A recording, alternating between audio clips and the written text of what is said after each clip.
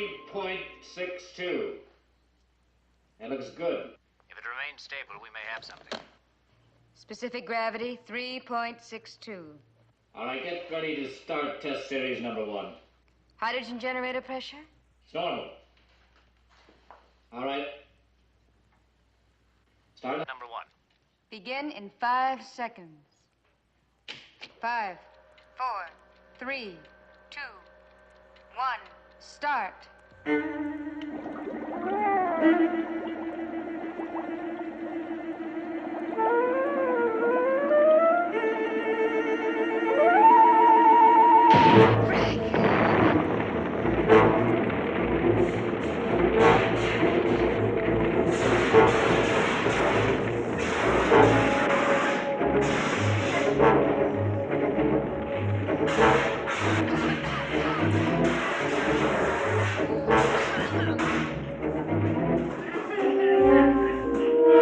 Frank, what's wrong with your mask? It doesn't work. I'll start the exhaust fans. No, not yet. Not till I get the fire out. The oxygen will spread it, and everything might explode.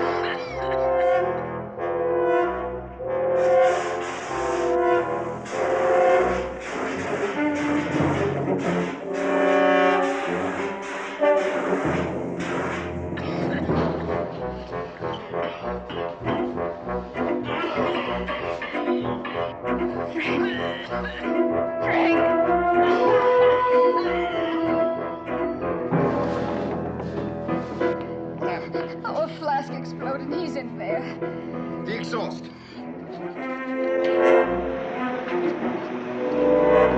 Oh, no. Wait till all the gas is exhausted.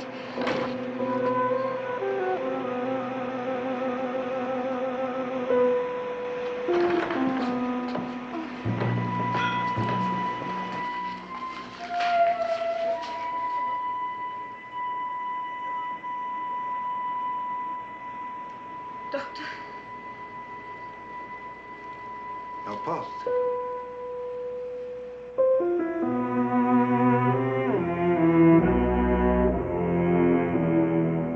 Such are the hazards of scientific research.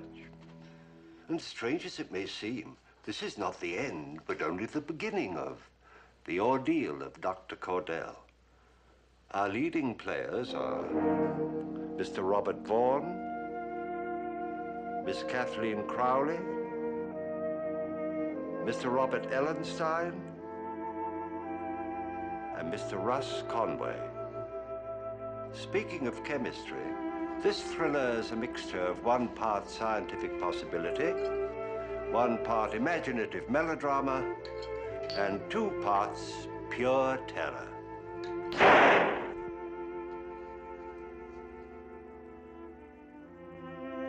Oh dear. Well, these are the hazards of science.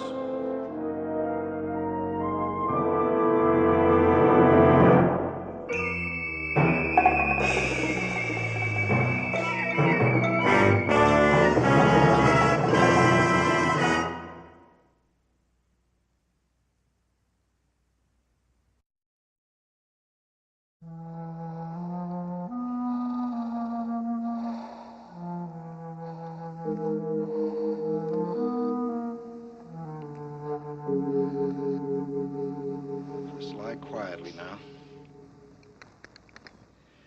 I've just given you an injection of adrenaline. No. Lie still.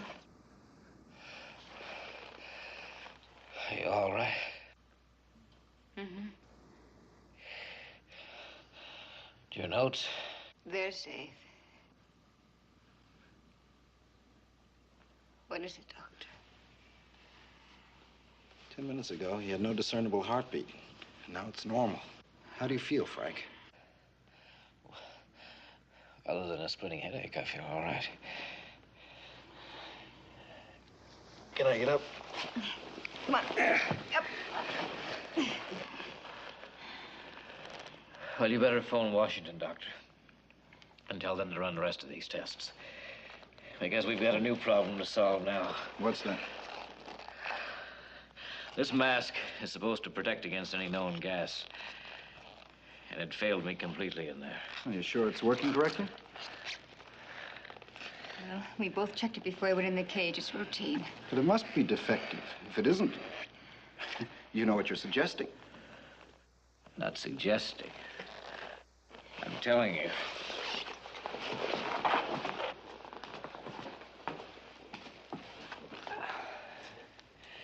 Some new kind of gas was generated by this fire. Now, we've spent 2 years trying to find an antidote for nerve gas. And then suddenly we stumble on even a more frightening problem. A gas against which our best equipment is completely useless. A new gas? Well, there must be some other explanation for what happened to you. Well, you gave me a physical examination less than a month ago. Was I a candidate for a heart palpitation or a sudden blackout? No. Let's face it, Doctor. What we can discover by accident, others can discover too, or possibly have already discovered. I'll concede tentatively that you've run onto something unique. I'll report it to Washington and send this gas mask along to be checked. Do you have any idea what combination of chemicals occurred during the fire? Well, yes, but it would take weeks, months even, to check out all the possibilities. Oh, Frank. I guess I bounced a little harder than I thought I did.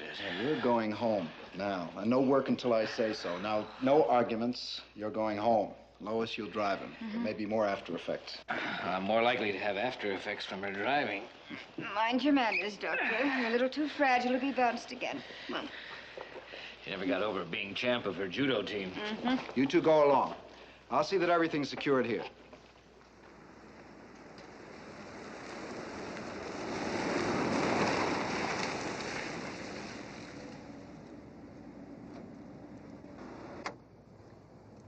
Here we are, Doctor. Your bachelor digs. I'll see you to the door like a proper escort should.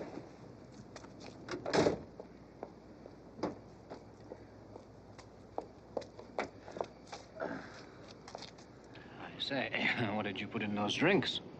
Adrenaline and oxygen. A real gas, sir.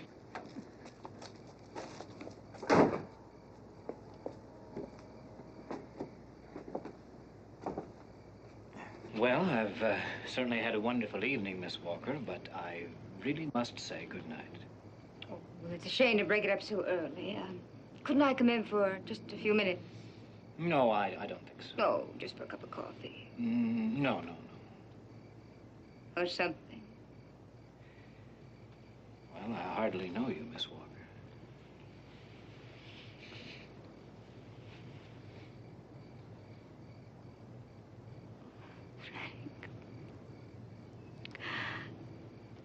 Oh, I've been acting like a selfish little heel. Frank, forgive me. I'd be worried if you weren't disappointed. So am I. Believe me. Well, that's all I wanted to hear. Good night. Good night.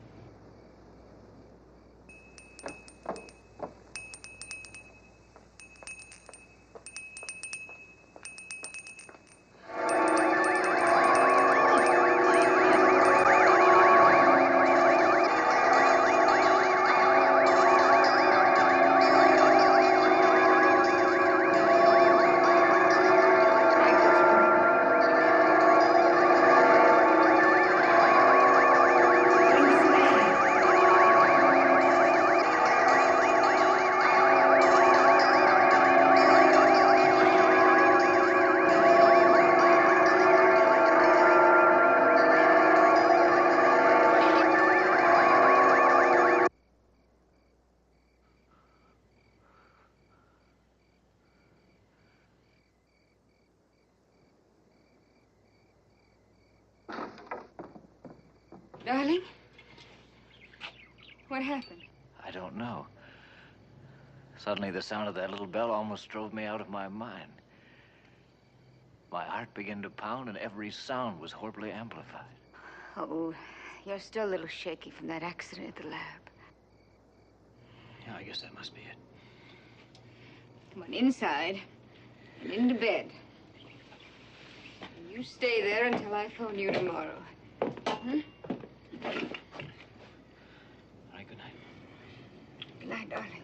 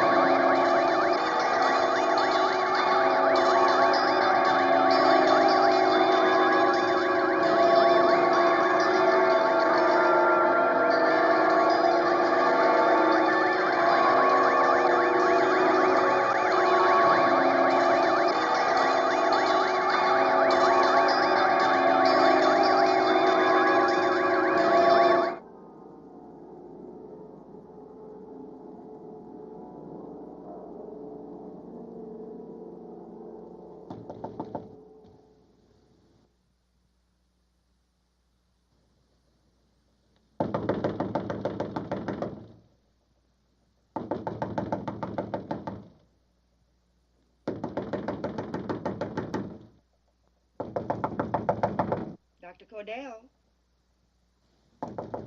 Dr. Cordell? Dr. Cordell, are you in there? Doctor! Yes, Mrs. Heath. Didn't you hear your phone? It's been ringing for the past 20 minutes. Miss Walker's been trying to reach you. All right, thank you. I'll call her right back.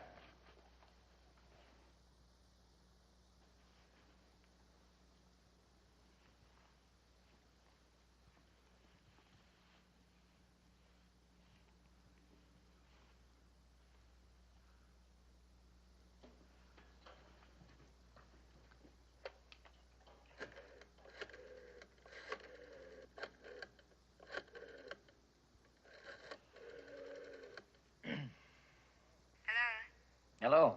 Darling, are you all right? Yes. Well, why didn't you answer the phone? I had to call Mrs. Heath. Well, I'm sorry. I guess I was dead to the world. How are you feeling? Fine. In fact, great. That's wonderful. I'll pick you up in 10 minutes. And don't bother with Mrs. Heath's orange juice and that lumpy oatmeal. You're buying me an expensive brunch downtown. A brunch? Well, it's nearly noon, sluggard.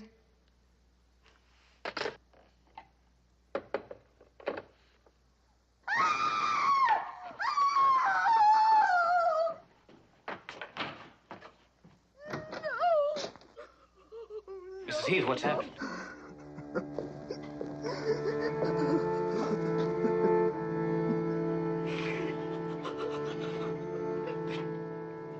Good Lord. You do a thing like that to a helpless little bird. Those fiends, those vicious fiends. They killed little Billy just to get even. To get even? Because I reported them to the juvenile authorities. Roaming the streets after curfew. The neighbor kids? All right, you go on inside, Mrs. Heath. I'll take care of Billy. No, I'll do it. I'll put him where the cats won't find him. He was always so afraid of cats.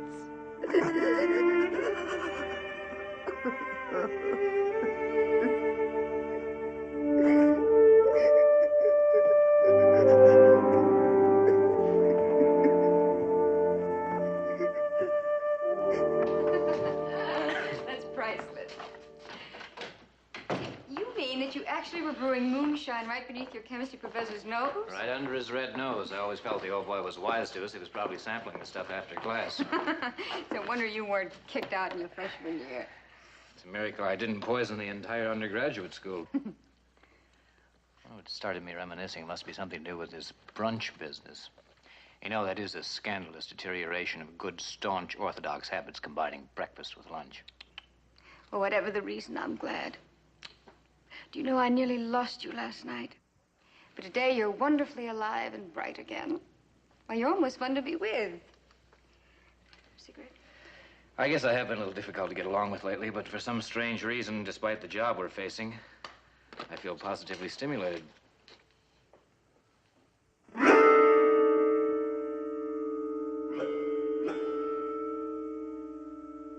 Match, darling.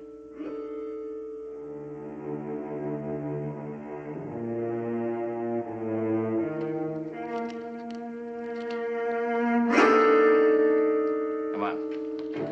We've got work to do.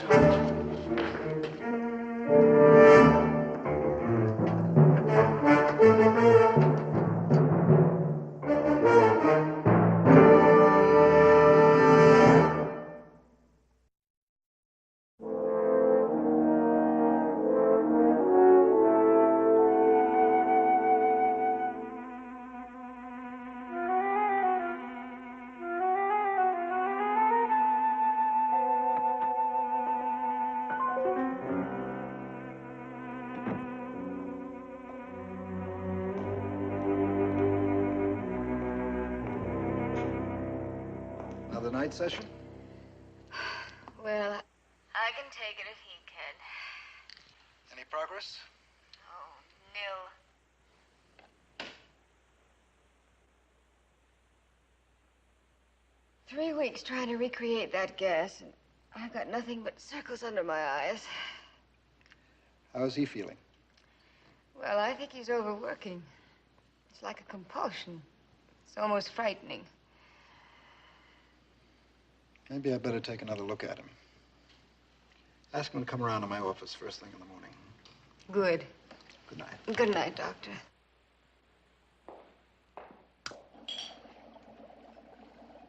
Lois, Yes?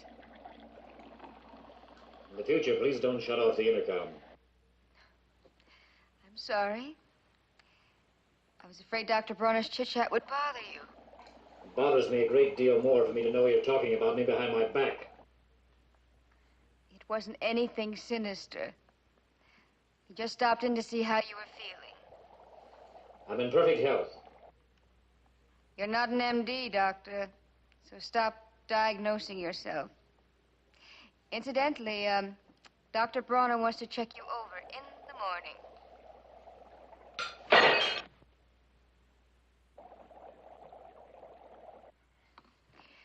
All right, Frank, that's all for tonight. Come out of there now.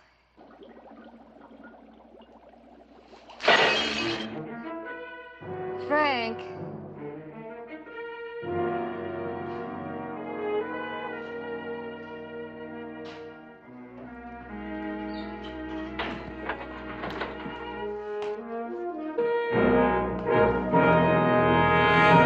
Well, that was a stupid thing to do, wasn't it? You should take the hint. That was a typical fatigue symptom. I'm sorry if I frightened you. No, forget it. Seems that all I'm doing these days is apologizing. Well, at least you're not ignoring me.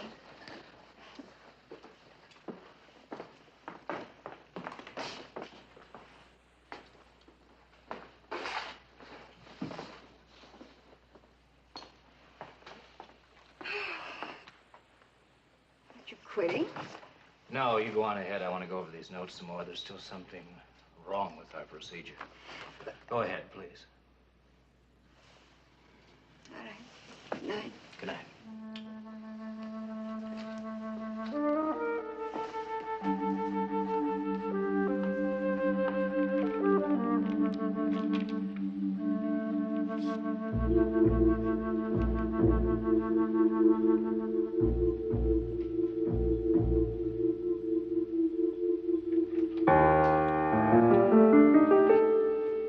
Excuse me, I'm lost, I think. What are you doing in here? I'm new on the campus. I thought the library was in this building. I'm so sorry, Mr. All right, just a minute. How did you get in here? What? How did you get through that door? I just walked through it. I said I was sorry. It was open? Yes.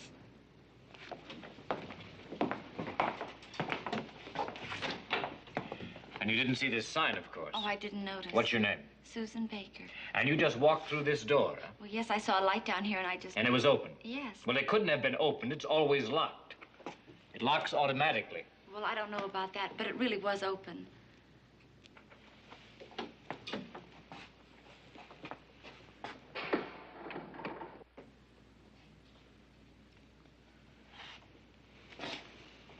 I'm sorry, Miss Baker. It needs adjusting. I'll point you to the library. Thank you.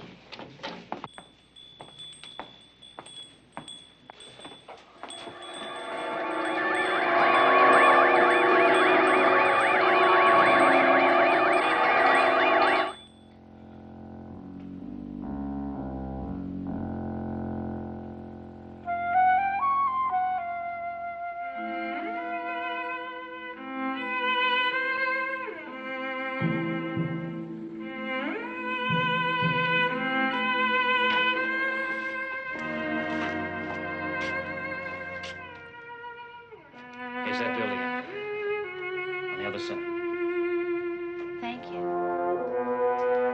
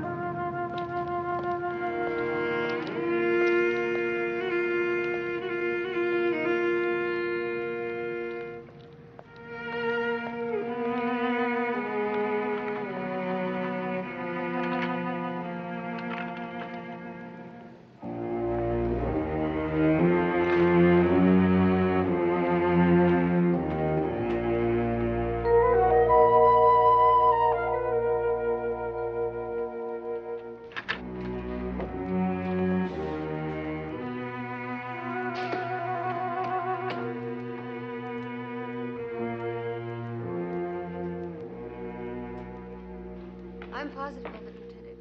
She's the same girl I saw when I was leaving last night. What time was that, Miss Walker? Oh, about 10. And you say she was headed for this building? No. No, I said I saw her heading in this general direction.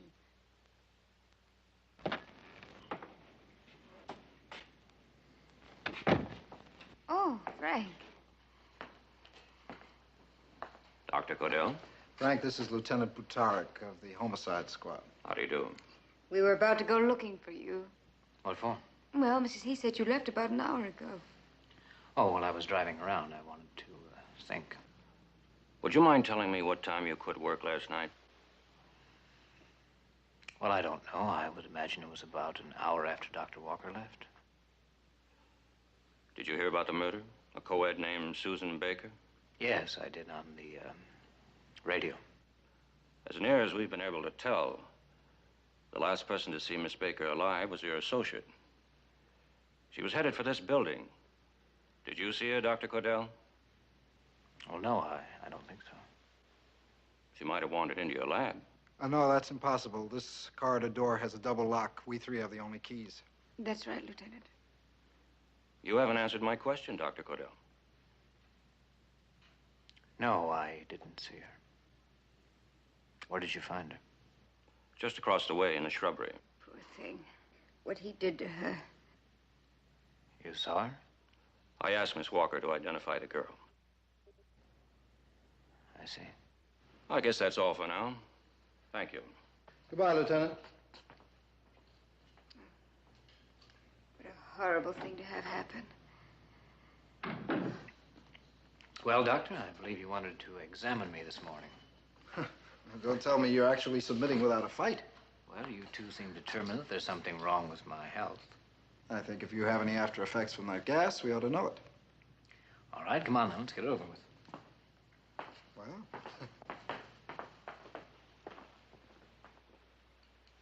you can get dressed now. Well, how long do I have to settle my temporal affairs, Doctor? Get dressed. I don't want you catching pneumonia on my account.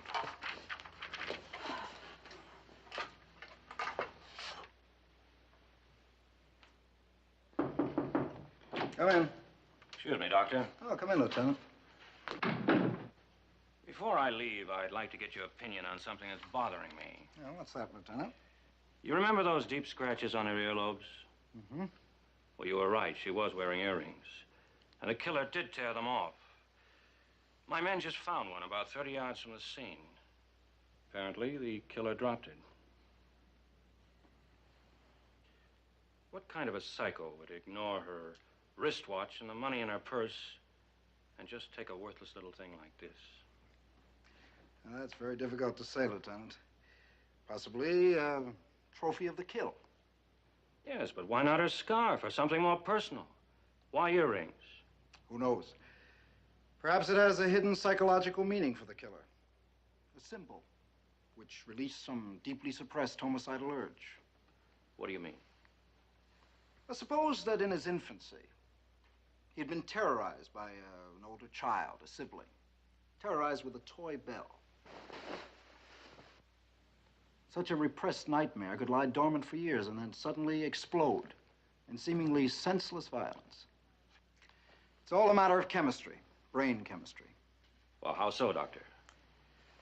Well, human behavior is a direct result of the chemical balance of the cerebral cortex, that portion of the brain which controls our higher mental functions, particularly moral judgments, the ability to choose between right and wrong. You mean a sudden change in brain chemistry could turn a normal man into a killer? Yes, exactly. Well, suppose your theory was correct. Do you mean you could restore the moral balance of a man by restoring the chemical balance of his brain? Possibly, if one only knew what elements were involved. And otherwise? Otherwise, he must go on killing.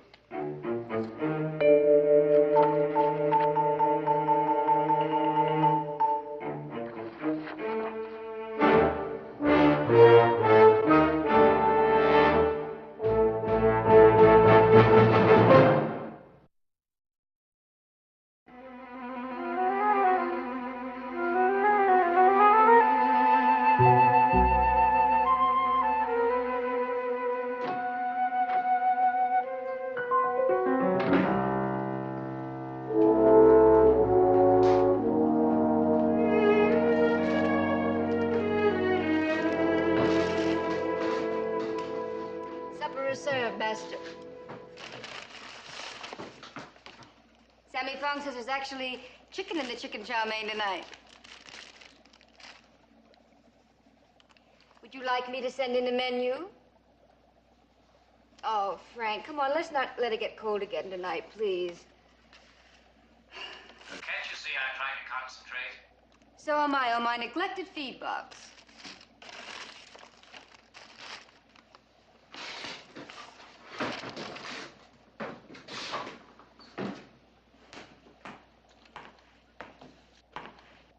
Is that all you can think about, food?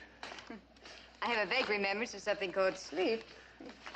Listen, you don't have to put up with it. Frank. I mean it. You can quit any time you like. All right, I know you're bush, Frank, but don't say any more. Just don't say any more. I haven't stuck my head out of that cage for 2 weeks. And I'm no closer to the answer than I ever was. Now, do you think you're helping me by these constant interruptions? This is supposed to be a laboratory. We're here to work. We have a job to do. You're darn right. A man-sized job, and there's no room for adolescents who can't stand failure. All right, that's enough, Lois. Oh, no. No, I've held this in much too long. Do you know, at first, I was even proud to share in your work. Well, I even felt a little corny twinge of patriotism when I went without food or worked into the wee hours. But this past week, Frank, I come to realize that you're not killing yourself for the same reason that I am. And what's that supposed to mean? It's become a personal thing with you. Why, ever since that accident, you've been on a one-man rampage. You act as if the whole world would disintegrate if you couldn't find the antidote to that gas tonight. Lois, you don't know. I know that science and ego make lousy chemistry.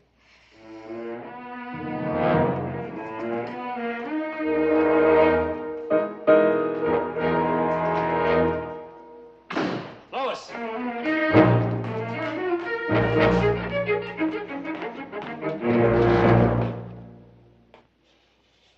Well, what did you do, Doctor? Slug the lady? Thought I saw tears. I guess you scientists have your squalls just like the common herd, huh? What do you want, Lieutenant? Now look at this door. Help yourself. This it? The gadget you had your maintenance man fix the day after the murder. It's on his worksheet, Doctor. Adjusted pneumatic door closer for Dr. Cordell. So? Your associate came through this door shortly before the girl was killed. If the door didn't close completely. It did. You seem very certain of that. Well, of course I am. I checked it completely when I closed up for the night. That girl couldn't have wandered in here if that's the idea you're still belaboring. Just closing out every possibility, Doctor. Are you getting anywhere? Well, we figure the killer's holed up somewhere. But he'll go on the prowl again. That type has to. Type? You didn't see what he did to the girl, did you? No. I wish I hadn't. I'll be seeing you, Doctor.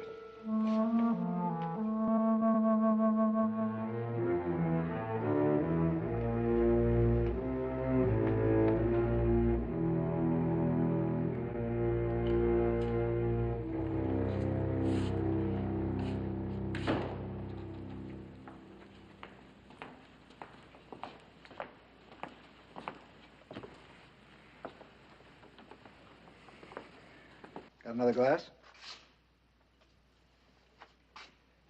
Lois was just in to see me. She tells me you haven't been out of here in days. Frank, as a friend, not as your boss, but as a friend, go home. Take the rest of the week off. Perhaps with a fresh mind, you'll be able to see through to the answer.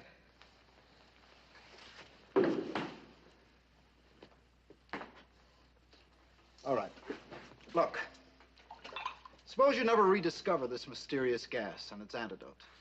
Don't you imagine that the other side has dozens of weapons that we don't know about? And vice versa?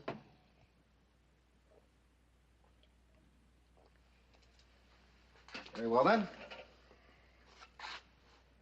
I accept your resignation, Dr. Cordell. This isn't a snap decision, Frank. But the day that you became personally involved in this problem, you ceased to be a scientist, and this is work for a scientist. You better stop by my office tomorrow. We'll have to think up some face-saving excuse for your resignation. Wait. What do you want me to do? I want you to get out of this hole and rediscover how good it is just to be alive in the world. You've got two choices. Either resign or go fishing. I hate fishing. Well, you could go on a honeymoon.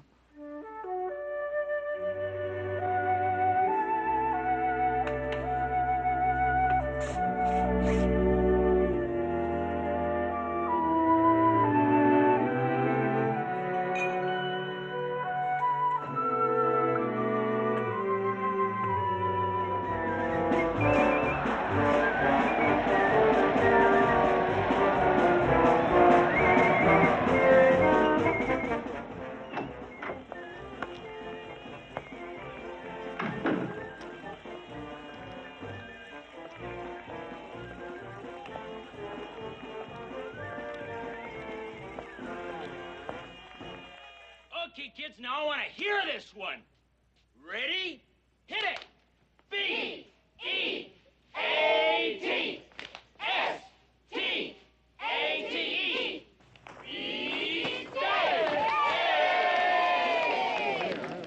One last time.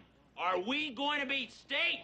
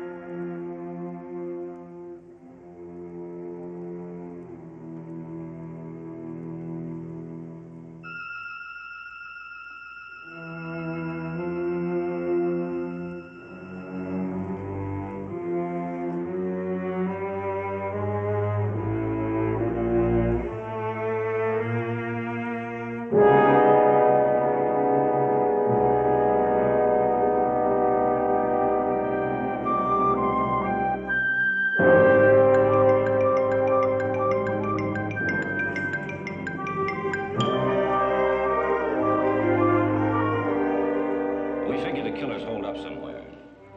But he'll go on a prowl again. That type has to. But he'll go on a prowl again. That type has to. That type has to. That type has to. That type has to. That type has to.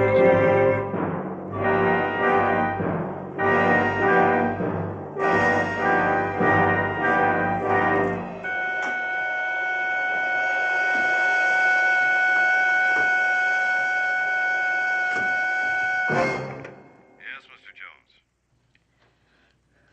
What? This is the night clerk, Mr. Jones. You, want me to send you up another bottle? Oh. What day is it? It's Wednesday, the 21st. Wednesday.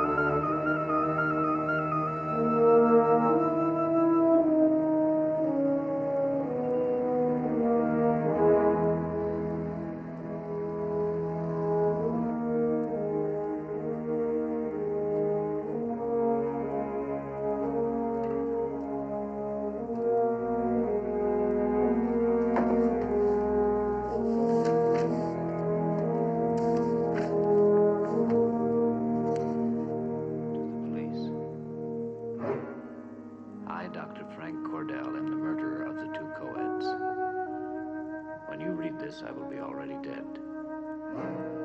I must destroy myself before I kill again. Once the terrible sickness takes possession of me, I am unable to stop myself from killing. It started after I was exposed to an unknown gas which my associate, Dr. Lois Walker, and I have been trying to recreate. Lois, I've got to warn her about that gas. Night, clerk. Get me Pendleton College, extension 93, please.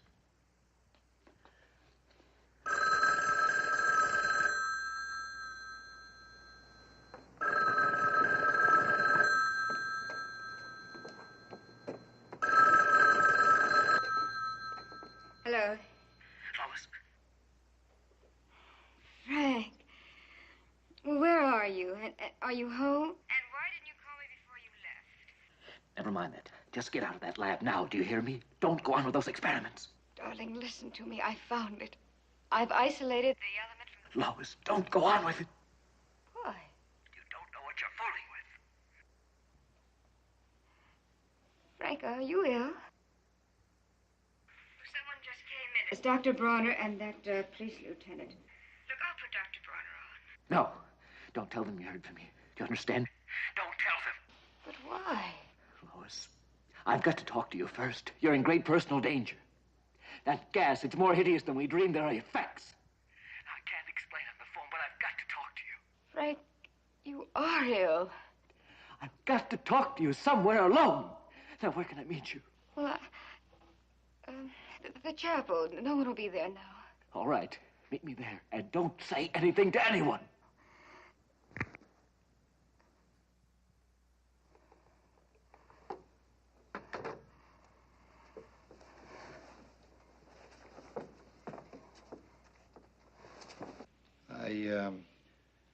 I'd rather she didn't know what you suspect.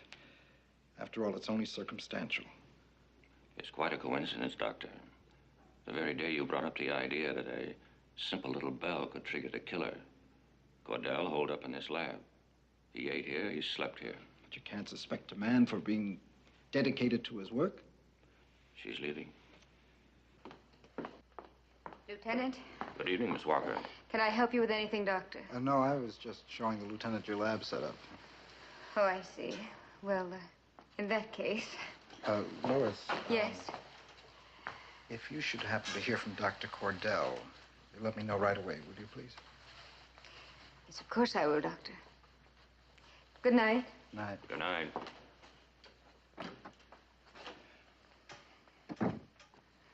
Just because he stayed here working, that's no reason for him to be a suspect. Was he afraid of what he might do if he went out, Doctor? No, that's impossible. If he was afraid to go out, why would he allow me to send him on a vacation? I don't know anything about that. But if you need proof, I found it hidden in his room.